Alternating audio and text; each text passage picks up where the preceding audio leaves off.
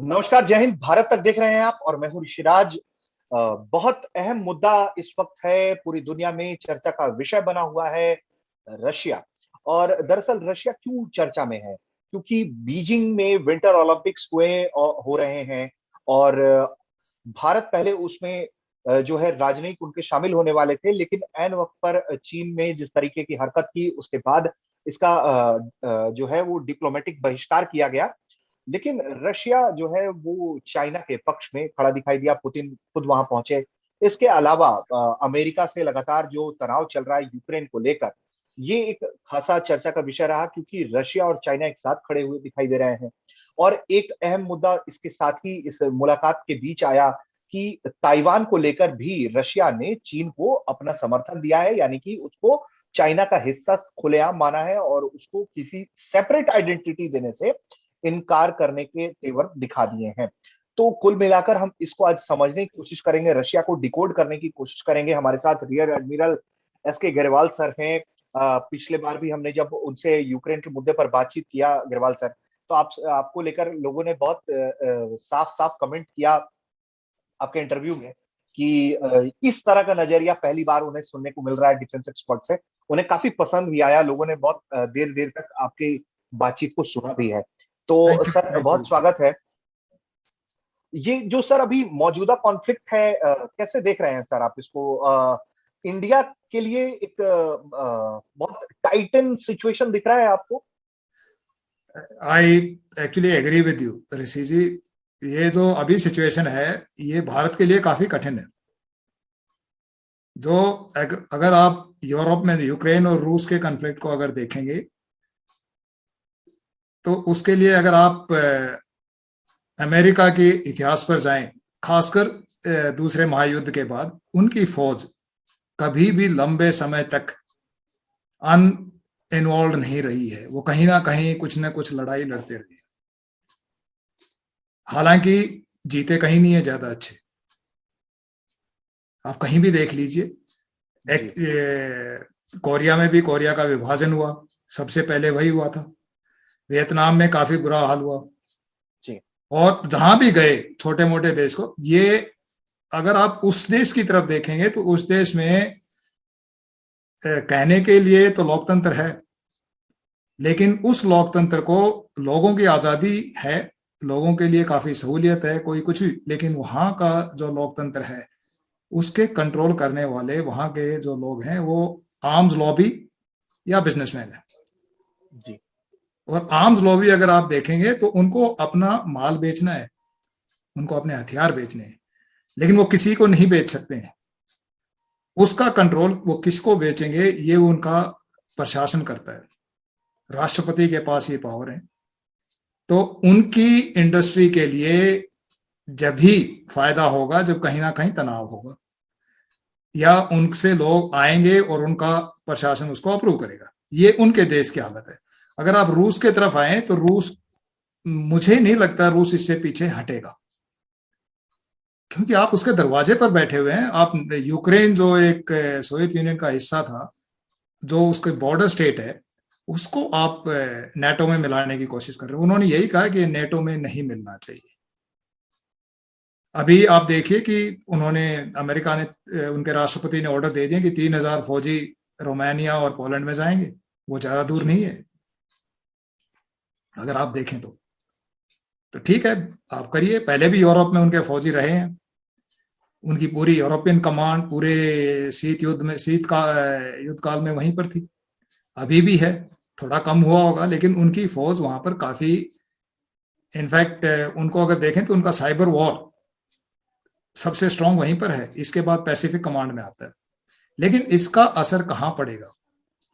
इसका असर पड़ेगा इंडो पैसिफिक पर। और अगर आप पुतिन साहब का ये जो पिछला स्टेटमेंट देखें, चीन के साथ, चीन और रूस के भी अगर आप थोड़ा इतिहास में जाएं, रूस, सोवियत यूनियन ने जो चीन को बनने में मदद की है, कम्युनिस्ट चाइना को बनने में मदद की है, उसके बारे में ज्यादातर लोग नहीं जानते हैं। जी। 9 मई 1945 को जर्मनी का सरेंडर हुआ था। दैट मीन्स वेस्टर्न फ्रंट पर अलाई जीत गए थे। लेकिन उससे पहले इन तीनों के बीच में संधि हुई थी, ब्रिटेन, अमेरिका और रूस के बीच में, कि रूस को अमेरिका की मदद करनी पड़ेगी पैसिफिक में। रूस ने कहा था ये लड़ाई खत्म होने के 3 महीने बाद मैं अपनी फौजें पूर्व में भेज दूंगा, ईस्ट में। और अगर आप देखें तो पूरा मंचूरिया इतना बड़ा स्टेट है, इसको रूस ने, सोवियत यूनियन ने फ्री करके चाइना, कम्युनिस्ट चाइना को सौंप दिया था। 6 अगस्त को रूस की फौज उसके अंदर गई थी और 8 अगस्त तक पूरा मंचूरिया उन्होंने कब्जा कर लिया था जी। और उसके बाद कम्युनिस्ट वहां मूव किए, क्योंकि ये कम्युनिस्ट पार्टी थी। तो इन्होंने देखा कि जर्मनी में जब हुआ था, विभाजन कर दिया जर्मनी का, और उन्होंने देखा कि उनके साथ एक तरह से जितने सैक्रिफाइसेस रशिया ने किए थे यूरोप में, उनका ये मानना था कि उनको उसके बराबर फायदा नहीं हुआ है, तो वो ये एशिया में नहीं होने देना चाहते थे। वही George C Marshall, general George Marshall, जिनके नाम से यूरोप में मार्शल प्लान चली थी, वही जॉर्ज सी मार्शल साहब चीन में आए थे। वो चाहते थे कि कम्युनिस्ट और कुओमिंतांग की संधि हो जाए और चीन की लड़ाई बंद हो जाए। वो नहीं माने। उन्होंने 3 दिन की सीज फायर मांगी थी, ताकि वो एक तरह से फौज, वो हवाई, उनकी कुओमिंतांग की फौज इंडिया में भी ट्रेन होती थी चीन की उस टाइम। तो वो उन्होंने संधि की और उस संधि का फायदा सोवियत यूनियन ने उठाया। उन्होंने अपने सारे हथियार जो उनकी फौज के मंचूरिया में थे वो सारे छोड़ दिए और मंचूरिया कम्युनिस्ट चाइना को हैंड ओवर कर दिया। ये उनका एक तरह से काफी बड़ा प्रोविंस था जिससे उसको फायदा हुआ, और इसको यूज करते हुए उन्होंने पूरे कॉन्टिनेंटल चाइना के ऊपर कब्जा कर लिया। ये 1945 अगस्त की बात है। अगले 4 साल में वो पूरे पर कब्जा कर चुके थे। तो ये वेरी इंटरेस्टिंग, वेरी इंटरेस्टिंग। आप देखिए कि रूस, सोवियत यूनियन ने कम्युनिस्ट चाइना को कितना बड़ा फायदा दिया था इस लड़ाई के बीच में। उसके बाद दोनों की काफी घनिष्ठ मित्रता थी, लेकिन माओ और स्टालिन के बीच में ठीक था। स्टालिन 1953 में चले गए। उसके बाद 60s में इनके बीच में भेदभाव होता गया। हाँ। और 69 में इनकी लड़ाई भी हुई थी थोड़ी उधर। उसके बाद पाकिस्तान के जरिए अमेरिका ने चीन को अप्रोच किया, और ये वही टाइम था जब उनकी ये मित्रता पनप रही थी। उस टाइम बांग्लादेश का पूरा क्राइसिस चल रहा था। तो अमेरिका ने अपनी आंखें बंद कर ली थी कि ईस्ट पाकिस्तान, उस टाइम के ईस्ट पाकिस्तान या बांग्लादेश में क्या हो रहा था, जबकि एक पूरी बुक है। उनके खुद के जो उधर उनके काउंसलर थे ढाका में, उन्होंने पूरी किताब लिखी है, ब्लड टेलीग्राम, कि क्या हो रहा था, उन्होंने क्या अपने देश को बोला था, क्या करें। लेकिन सब ने आंख बंद कर ली, क्योंकि वो नहीं चाहते थे कि पाकिस्तान उनसे पीछे हटे और वो चीन के पास न जा पाए। ये किसिंजर साहब की डिप्लोमेसी समझिए या इस दुनिया की बदकिस्मती समझिए एक तरह से। आजकल क्या हो रहा है कि हम ऐसी स्टेज में आ चुके हैं। उसके बाद 79 हुआ, 1979 में रूस अफगानिस्तान के अंदर आया। अमेरिका को अच्छा नहीं लगा। पूरे हिस्टोरिकल रिकॉर्ड में लेट 19th सेंचुरी से पूरी 20th सेंचुरी में ये सब यही ट्राई करते रहे कि किसी तरह से रूस हिंद महासागर में नहीं पहुंचे या इधर नहीं आए। तो अफगानिस्तान में वो फंस गए। सोवियत यूनियन का विभाजन हुआ। उसके बाद 10 साल बाद आप देखिए अमेरिका वहां आया और 20 साल बाद चले गए। तो कोई भी लड़ाई इस टाइप की एक तरह से देश के रिसोर्सेज के ऊपर बहुत ही बड़ा ड्रेन है, इकोनॉमी इफेक्ट होती है। अमेरिका को भी काफी नुकसान हुआ इसके कारण, इसीलिए वो पीछे गए हैं, क्योंकि वो इसको इकोनॉमिकली बिल्कुल बेनिफिशियल नहीं मान रहे थे। बाकी सब पॉलिटिक्स है। अगर उसके बाद सोवियत यूनियन के विभाजन के बाद आपने उसको 15 देशों में तोड़ दिया। मैंने पिछली बार बोला था कि पुतिन साहब को अच्छा नहीं लगा था, लेकिन जब पुतिन ने अपनी हालत देखी कि इंडस्ट्रियल बेस भी डिवाइड हो चुका है, इंडस्ट्रियली उनको करने के लिए पैसा चाहिए, पैसा वैसे मिलेगा नहीं, लेकिन उनके पास नेचुरल रिसोर्सेज इतने ज्यादा थे, तो उन्होंने इसका एक्सपोर्ट करना शुरू किया। सबसे ज्यादा नेचुरल रिसोर्सेज जो एक्सपोर्ट करते हैं वो गैस और पेट्रोलियम है, ज्यादातर गैस। पूरे यूरोप को गैस रशिया ही देता है ज्यादातर। उसी के सहारे उनकी विंटर कटती है, बाकी एनर्जी वहीं से आती है। लेकिन उन्होंने इसी पर लिमिट नहीं रखा, उनकी साइबेरियन पाइपलाइंस भी हैं, साखालिन वगैरह में काफी हाँ भंडार है उधर। और साखालिन द्वितीय महायुद्ध से पहले आधा साखालिन जापान के पास था, आधा ही बचा था 1905 के बाद जब रूस जापान से हार गया था। उन्होंने द्वितीय महायुद्ध के बाद अपनी जो टेरिटरी थी वो पूरी ईस्ट में अपने पास रखी हुई है, और आजकल भी उनके ऊपर चल रहा है, क्योंकि 4 आइलैंड हैं, 4 मेजर आइलैंड, जिनको वो साउथ कुरिल्स बोलते हैं रशियन, और जापान बोलता है ये उनकी ट्रीटी है, लेकिन आज तक उसके ऊपर समझौता नहीं हुआ है। हाँ, इनफैक्ट उनके रूस और जापान के पास आपस में बीच में कोई ही औपचारिक समझौता नहीं हुआ दूसरे महायुद्ध के बाद। जो सरेंडर सेरेमनी साइन हुई थी वो एक यूएस वॉरशिप पर साइन हुई थी, और यूएस वालों ने साइन की थी जापान के साथ। सर तो इसको आज के कॉन्टेक्स्ट में अगर हम देखना चाहें तो आपने बहुत इंटरेस्टिंग फैक्ट्स बताए हैं, तो हमें ये समझ में आ रहा है कि भाई मतलब कि वेस्ट के एजेंडे में ही है कि दुनिया का कोई ना कोई हिस्सा जो है वो हमेशा डिस्टर्ब ही रहे, ताकि हाँ, उनका अपना जो रोजी रोजगार है उस पर वो कोई चलता बाधा रहे। आने पाए। हाँ, हाँ, तो ये लेकिन तो अभी हमने अभी हाँ जो रूस इस तरफ बढ़ रहा है चीन की तरफ, जी ये आसान नहीं है। पूरे शीत युद्ध काल में रूस अपने आप को बड़ा भाई मानता था चीन का, जी आज पलड़ा पलट चुका है, आज चीन बड़ा भाई बना हुआ है। आप देखिए एक पुतिन जैसे राष्ट्रपति के लिए ये आसान चीज नहीं थी, लेकिन उसने अपने देश के हित में यह भी स्वीकार किया, एक्चुअली देखें तो हाँ, बिल्कुल बिल्कुल। अपने देश के हित में स्वीकार किया है। और उन्होंने ये भी उनकी आर्थिक स्थिति अभी काफी हद तक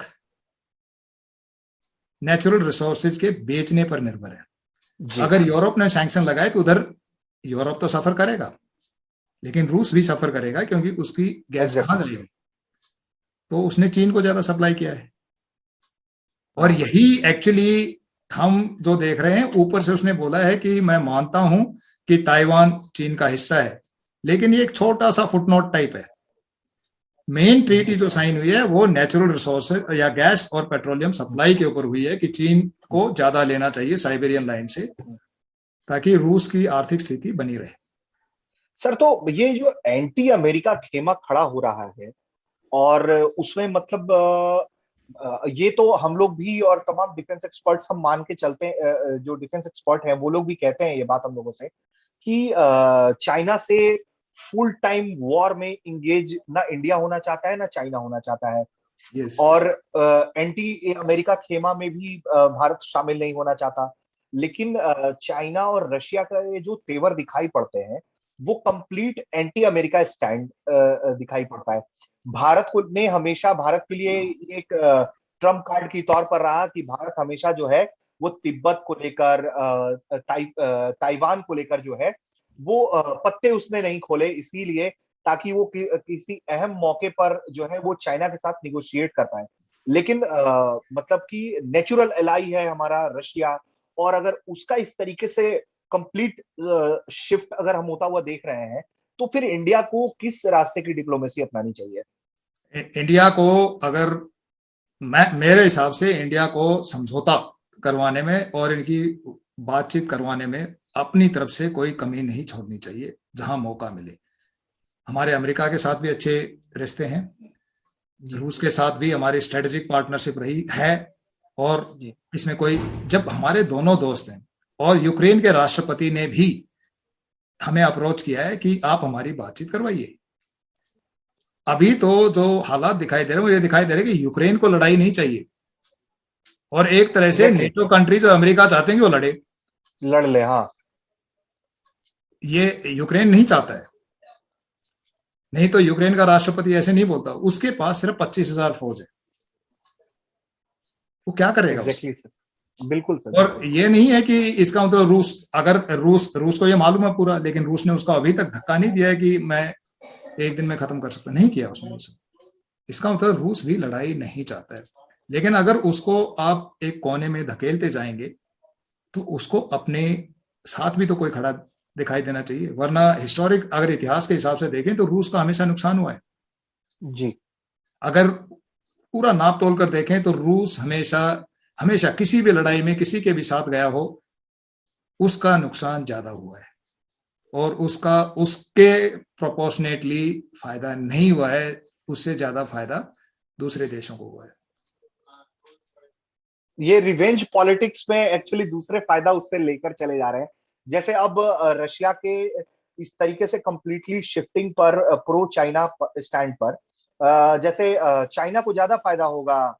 और मतलब जो रशिया अमेरिका दोनों अपने रिश्ते मतलब बेहतर तो नहीं करना चाह रहे हैं जाहिर तौर पर, लेकिन हाँ कम से कम एक शांत और स्थिर रिश्ते जो रखने की कोशिश थी वो भी अब डैमेज दिखाई पड़ती है। मैं इस चीज को नहीं मानता हूं, क्योंकि रूस के साथ पहले भी इनके ज्यादा अच्छे रिश्ते नहीं रहते थे, लेकिन इन्होंने रूस की जब भी जरूरत पड़ी है इन्होंने रूस को यूज किया है। रूस ने मना नहीं किया कभी इनको। तो मेरे हिसाब से आज की जो सिचुएशन है उसमें रूस के साथ चीन खड़ा हुआ है, तो चीन के साथ रूस खड़ा हुआ है, बाकी सब एक तरफ है। इसका मतलब ये नहीं है कि रूस कभी उनकी तरफ नहीं जाएगा।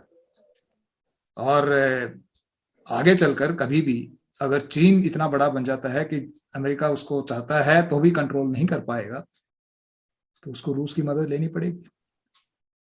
बिल्कुल। अच्छा सर, तो ये चूंकि बहुत इंटरेस्टिंग टर्निंग पॉइंट है, बीते कुछ दिनों में ये सारी घटनाएं आप लोगों के लिए भी काफी दिलचस्प रही होंगी, क्योंकि आप लोगों ने बहुत सारी चीजें अपनी आंखों से साक्षात होते हुए देखी हैं, और हम लोग रिपोर्ट कर रहे हैं।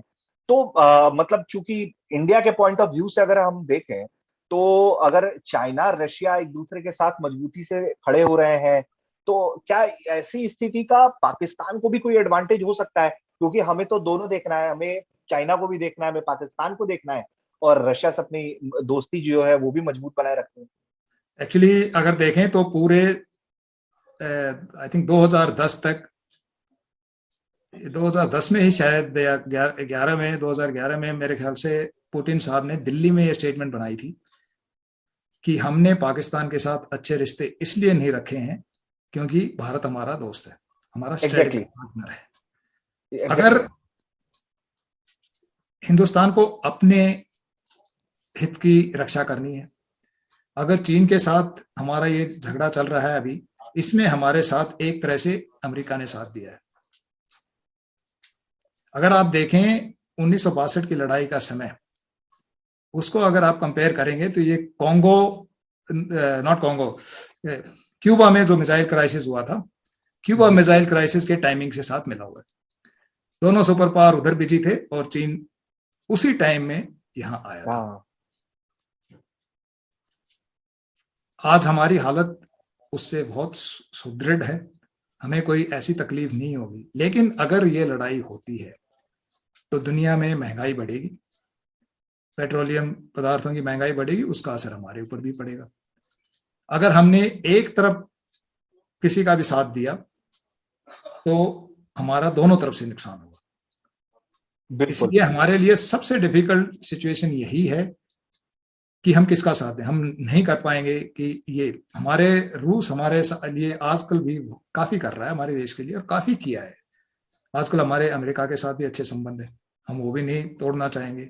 तो अभी जो सिक्योरिटी काउंसिल में वोटिंग हुई थी उसमें इंडिया ने एब्सटेंशन किया। हाँ बिल्कुल। तो हमारा अगर कोई भी वोटिंग हुई तो मुझे लगता है कि हिंदुस्तान यही करेगा। और लेकिन हिंदुस्तान की जो हमारी डिप्लोमेसी आजकल काफी स्ट्रांग है, हमारे तरफ से भी पूरी एक तरह से कोशिश हो रही होगी कि हम इन दोनों को आपस में मिलवाएं, एक दूसरे का नजरिया देखने के लिए हम इसमें सफल हों। एग्जैक्टली सर, क्योंकि मैं आप अपनी बात बढ़ाइएगा, क्योंकि अभी जो मौजूदा परिस्थिति हम लोग देखते हैं सर, उसमें भारत का सिर्फ चुप रह जाना या सिर्फ शांति की अपील कर भर बैठना काफी नहीं है। आपकी भी बातों से मुझे समझ में आ रहा है कि हमें फ्रंट लाइन पर आके बातचीत के लिए कहना चाहिए कि दोनों बैठिए, आइए मैं आपकी बातचीत करवा दे रहा हूँ। हमें करना पड़ेगा ये। चुप तो मुझे नहीं लगता कि हम चुप बैठे हुए हैं। मुझे नहीं मालूम क्या कर रहे हैं, लेकिन मुझे नहीं लगता है कि हम इस मामले में चुप बैठे हुए हैं। हम पक्का हमारे डिप्लोमेट्स अपनी तरफ से पूरी चेष्टा कर रहे होंगे कि बातचीत हो जाए, और यही नहीं कि सिर्फ अमेरिका और रूस के साथ, हो सकता है यूरोपियन देशों के साथ भी, नेटो कंट्रीज के साथ भी हमारे डिप्लोमेट्स बातचीत कर रहे होंगे। यूक्रेन में सर्टनली जिस हिसाब से यूक्रेन का राष्ट्रपति बोल रहा है कि हमारी बातचीत करवाइए, इसका मतलब उधर भी वो, हमारी यूक्रेन में भी इंटरेस्ट है, हमारे स्टूडेंट्स हैं, सब कुछ है उधर। बिल्कुल, हम लोग उनको मिलिट्री इक्विपमेंट्स भी देते हैं सर। हाँ, ये तो हमारे रिश्ते दोनों देशों के साथ है, क्योंकि ये सोवियत यूनियन का तो हिस्सा था और काफी अच्छी इंडस्ट्री है, हम वहां से भी खरीदते हैं। हमारे गैस टरबाइन जो हैं मेनली यूक्रेन से आते हैं, नेवी के गैस टरबाइन वगैरह हैं, एयरक्राफ्ट के गैस टरबाइन, सब Ukraine is the main centre. तो हमारे लिए यह लड़ाई एक्चुअली देखो तो काफी नुकसानदेह होगी। मुझे नहीं लगता है कि लड़ाई होगी, लेकिन हमें इसमें अपनी एक तरह से पूरी डिप्लोमेटिक पीछे नहीं रहना चाहिए। हमें डिप्लोमेसी का जितना हो सके इसको करना पड़ेगा, और मुझे लगता है कि कर रहे हैं। कोई भी चीज इस प्रकार की कोई चीज जब होती है तो सामने नहीं आती है। हाँ बिल्कुल, और ये दाव पेच मतलब हम चाहते भी नहीं है कि फ्रंट हैंड पर आ जाए, लेकिन मतलब हम सबकी यही अपेक्षा है कि भारत जो है वो इसमें भी बहुत ताकतवर रूप से उभर कर आए सामने। मुझे लगता है कि होगा ऐसा ही होगा, क्योंकि किसी भी देश के हित में नहीं है कि यह लड़ाई हो। ये एक तरह से पैंतरेबाजी है। ये हम आपको दिखा रहे हैं, आप हमें अपना दम दिखा रहे हैं, तो एक तरह से जमावड़ा या groupism, they are trying to balance each other. बिल्कुल सर। जी सर मेरे तो पास हाँ हाँ बोलिए, चलो ऋषि सर बिल्कुल एक आखिरी सवाल लूंगा मैं आपसे, और ये भी बहुत निगोशिएशंस जैसी चीज है कि मतलब मैं सही समझ पा रहा हूं, आप अपनी बात बताइएगा। रशिया को यूक्रेन के मामले पर अमेरिका चाइना ने जिस तरीके से खुलेआम समर्थन दिया कि हाँ हम एक्सपेंशन में भी हम भी चाहते हैं कि वो रुके, तो और उसके बदले में जो ताइवान का समर्थन पुतिन ने सीधे सीधे कर दिया, तो इससे मतलब ताइवान की जो एक अलग लड़ाई है उसको भी एक बड़ा झटके के तौर पर देखा जाए, या सिर्फ ये सिचुएशनल है और इसीलिए इस तरह के बयान दिए जा रहे हैं? आई थिंक ये बयानबाजी है, क्योंकि रूस ने कभी भी ओपनली कुओमिंतांग को, जब एक बार कम्युनिस्ट चाइना बना उसके बाद ओपनली सपोर्ट कभी नहीं किया है। यही है कि इस बार खुल करके ये कहा है कि मैं इसको चीन का हिस्सा मानता हूं। ये पहली बार आया है, मुझे नहीं लगता पहली बार है, क्योंकि पहले भी बोल चुके हैं, लेकिन इस तरह से पब्लिक के लिए पहली बार आया। अदरवाइज इनके जितने क्लोज रिलेशंस थे स्टालिन और माओ के टाइम में, उस टाइम तो ये अंडरस्टैंडिंग रही होगी कि ताइवान आपका हिस्सा है। अभी चीन ने एक तरह से देखो, चीन ने यही कहा कि नेटो का एक्सपेंशन यूक्रेन में नहीं होना चाहिए, यही रूस चाहता है। और अगर यूक्रेन की मदद भी की, अभी इमीडिएटली उसको नेटो का मेंबर बनाएंगे नहीं, क्योंकि उनके भी अपने पूरा सिस्टम में बनाने के लिए। जी बिल्कुल। लेकिन अगर ये प्रक्रिया या ऑपरेशन शुरू हो गया तो ये बन जाएगा, और ये रूस नहीं चाहेगा, क्योंकि ये उसके एक्चुअली में देखो तो ये रेड लाइन है कि नेटो रूस के बॉर्डर पर आकर खड़ा हो जाए। बिल्कुल। तो ये रेड लाइन मुझे लगता है कि रूस नहीं छोड़ेगा, और यह अमेरिका को भी समझना चाहिए, और वो समझ रहे होंगे, बट ठीक है अभी पुश कर रहे हैं एक दूसरे को। मुझे लगता है कि एंड में यही होगा कि वी विल नॉट एक्सपेंड, क्योंकि अगर आप देखें अभी तो किसी भी यूरोपियन कंट्री के पास इतनी बड़ी फौज नहीं है कि वो अपने देश की रक्षा अपने आप कर सके। उसको नेटो की मदद से ही वो अपना डिफेंस कर सकता है। सभी यूरोपियन कंट्रीज का यही है, क्योंकि उनकी इकोनॉमी इतनी अच्छी नहीं है कि वो अपनी अलग अलग फौज खड़ी कर लें कि वो आपस में लड़ेंगे फिर। तो अभी उनकी एक तरह से देखो तो बातचीत होती रहती है। यूरोपियन यूनियन इसीलिए बनी है क्योंकि उनके पास स्ट्रॉन्ग फोर्स भी नहीं है, तो military is one, that is NATO, so they combined economy also. जी बिल्कुल बिल्कुल बिल्कुल। But every country historically there been different small pockets. जी बिल्कुल। तो मुझे नहीं लगता है कि, बट हमारे देश के लिए सबसे कठिन यही है कि किसके साथ जाएं, और मुझे नहीं लगता है कि हमारे एक्चुअली देखें तो हम हमारी कूटनीति या डिप्लोमेसी काफी स्ट्रांग है। जी। हम इसको, क्योंकि ये बात खुलकर नहीं होती है, हम इसको हम्म। ओपनली डिस्कस नहीं कर पाएंगे, क्योंकि जब लिखित में आएगा कि क्या हुआ है, जब भी हमें बिल्कुल। पता लगेगा सबको। जी। बट हमारे लोग, मुझे पूरा विश्वास है कि वो अपनी तरफ से कोई कमी नहीं छोड़ रहे होंगे इन दोनों को एक दूसरे का नजरिया समझने के लिए। और इसमें एग्जैक्टली। अगर देखें तो खुल्लम खुल्ला एक तरह से रूस को दबाने की कोशिश की जा रही है। मैंने कहा था, रूस ने, पिछली बार मैंने बताया था कि रूस क्यों अपनी फौज वहां लेकर आया है। सर्दी है, Russian winter is not easy winter. Exactly exactly.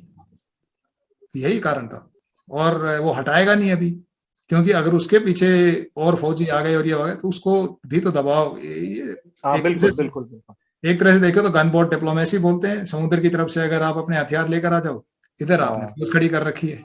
जी। ये डिप्लोमेसी विद मिलिट्री प्रेशर है। एग्जैक्टली। तो तो सर बताइए। बहुत बहुत शुक्रिया इस पूरी बातचीत के लिए, रशिया के मूव्स को डिकोड करने के लिए। ये कोशिश की हमने अपने दर्शकों के लिए, चूंकि आपका विश्लेषण बहुत सटीक और बहुत अलग नजरिया देता है, इसलिए हमने आपसे गुजारिश की थी कि आप हमारे साथ जुड़िए, हमारे दर्शकों के लिए बातचीत करिए, हमारे दर्शकों के लिए। तो बहुत बहुत शुक्रिया बिरवाल सर इस पूरी बातचीत के लिए आपका। Thank you Rishi ji, thank you. तो दोस्तों, हम उम्मीद करते हैं कि आपको ये बातचीत पसंद आई होगी। हम आगे भी इस तरीके से जब जब कोई ऐसा सिचुएशन होगा तो उसको हम डिकोड करने की कोशिश करेंगे, ताकि हमारे दर्शक जो भारत तक के हैं, जो डिफेंस की खबरों से लगातार अपडेट होते रहना चाहते हैं, विदेश नीति की खबरें देखते रहना चाहते हैं, उनको भारत तक उनके पसंद की चीजें उपलब्ध करवाता रहे। आप देख रहे थे भारत तक। जय हिंद।